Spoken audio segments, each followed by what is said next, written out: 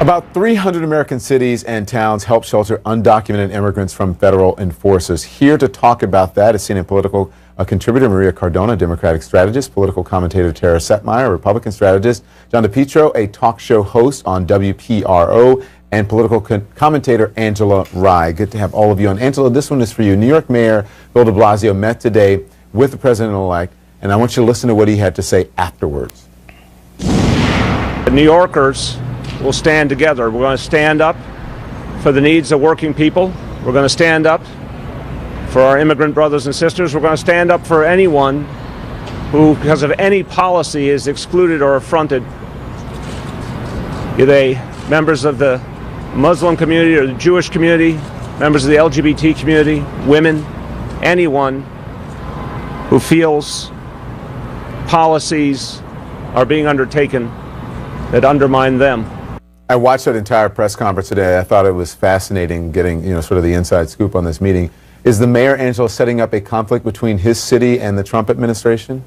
No, I think he's setting up the president of the incoming president of the United States to make good decisions that impact everyday Americans. These people have children. These folks have been contributors to our society. And maybe they didn't always do everything right, but I think that there's something to be said for the meaning of a sanctuary city in this day and age. So I think that the problem is the rhetoric that Donald Trump used on the campaign trail. They still have people chanting, "Build that wall." They chanted it at the RNC. They chanted it at Donald Trump rally after rally. And you had kids doing this in a middle school at a lunchroom just last week. And I think the reality of it is these are far more complex issues than what you can get out in a 4 or 5 word chant. We have to really understand what it means to break up and tear apart families. Both of the mayors, Mayor Garcetti, who was on, Mayor Bill de Blasio, who you heard there in the soundbite just a couple seconds ago, they have hundreds of thousands of residents who could be targeted by Donald Trump's administration immigration policy. Can you blame them for trying to protect their people, Tara? Well, no, I mean, because naturally, if they're mayors of these cities and they feel as though they want the United States to be welcoming, and I understand that. I feel a but coming on. Yes, there's a but here. I worked on illegal immigration on Capitol Hill for 7 years for a Southern California congressman, and I really got to see the devastating effects. Now, we need to talk about illegal immigration, and illegal immigrants. We're not talking about legal immigration. And the devastating effects it's had, particularly in California. You have the Los Angeles mayor on there, and it reminds me of Jamil Shaw, who was a case that I worked with them on that came to my attention when I worked in Congress, of a 17-year-old young black boy that was getting ready to go to college, promising football career, was murdered in front of his house, shot in the head by an illegal alien gang member who had just been released from the LA County Jail, who should have been deported, had a rap sheet a mile long because of something called Special Rule 40, which doesn't allow law enforcement officers to ask about illegal immigration status.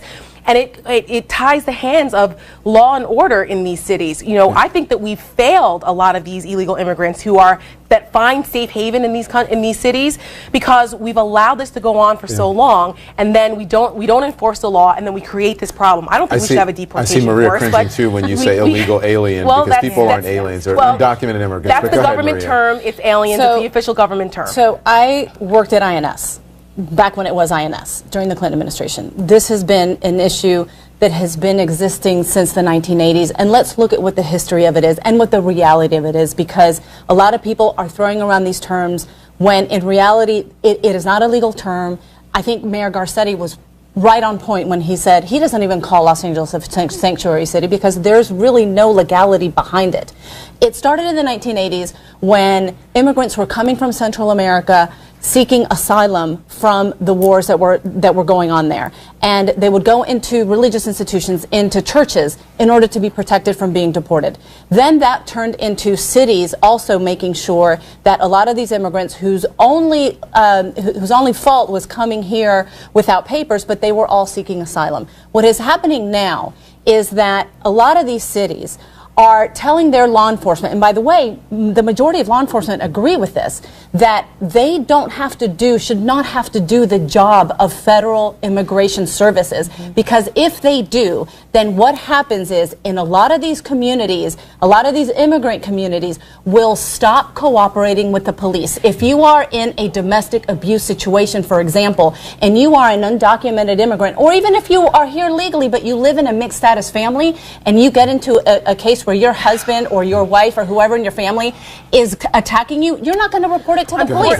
That is a big deal. That happens. John, I'll get you in, I promise. But unfortunately, that is a crutch, because I've talked to plenty of law enforcement officers, particularly ICE agents, who are handcuffed and can't do their jobs because you have places like Los Angeles and others where they openly will not cooperate with the federal law enforcement officers in order to enforce the law. The Obama administration got rid of the 287G program, which basically helped to train. That's not true. No, they got rid of that. The 287G program helped train local law enforcement officers to find out whether, when they detain someone for a crime, if they're legal immigrants or not. And they got rid of that because the Obama administration did not want people deported, and that became a huge problem. They got rid of it because it constrained local law enforcement. Local law enforcement said, I don't want to do this because then I will not be able to do community policing. So John, I need to get John in. John, even your own mayor in Providence also supports this sanctuary city movement. What's wrong with protecting people who aren't criminals and who are just trying to live their lives? Yeah, it's a disgrace, Don. And de Blasio and the mayor of Los Angeles, if they're not going to enforce the law, they should be either arrested or resigned. You don't have politicians start to pick and choose which laws they're going to enforce. This was the core issue of the Trump campaign, was build the wall. This isn't about families. They're not even supposed to be here. They don't pay taxes. They clog the schools. They do pay taxes, clog the hospitals. This is not a matter of safety. It is absolutely. And as far as de Blasio, look at the condition in New York City. It is a wreck right now. Listen, they're going to have to enforce the law. What? You don't just pick which laws you're going to enforce. You go back to the Civil War, you had states that wanted slavery. You go back to the 60s, you had states that would not have. Yes, I have lived in New York for 9 years. And right now, it is a wreck with people moving out and the number of homeless. Yeah. They took an oath to enforce the law. If they're not going to enforce it, they should be arrested or they should resign. But you can't just start to choose.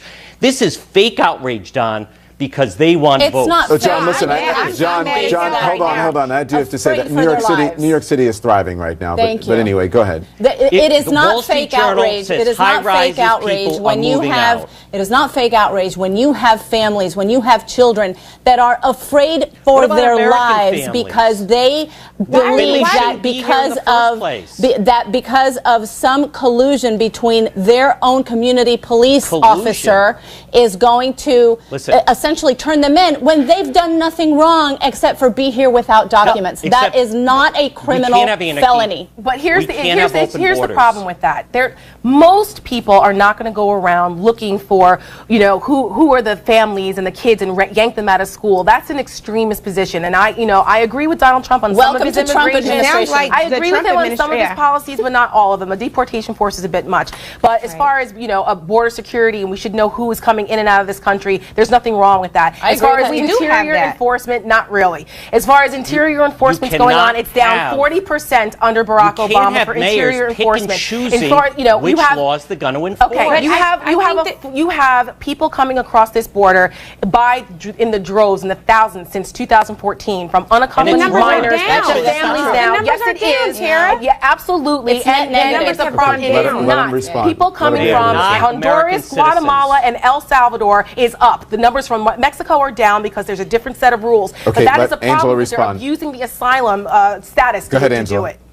So, first of all, to say that law enforcement officers in towns and cities around the country are picking and choosing which laws they're going to enforce is preposterous. Maria made a very good and strong and clear and honest. She's not a politician. She actually is a political commentator on this air. Just let her finish, John. I can't hear you while you're pointing. What'd you say?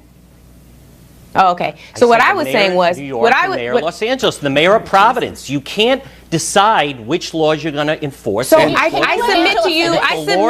Angela, hold your thought. So let's stop it right there. And then on the other side of the break, Angela.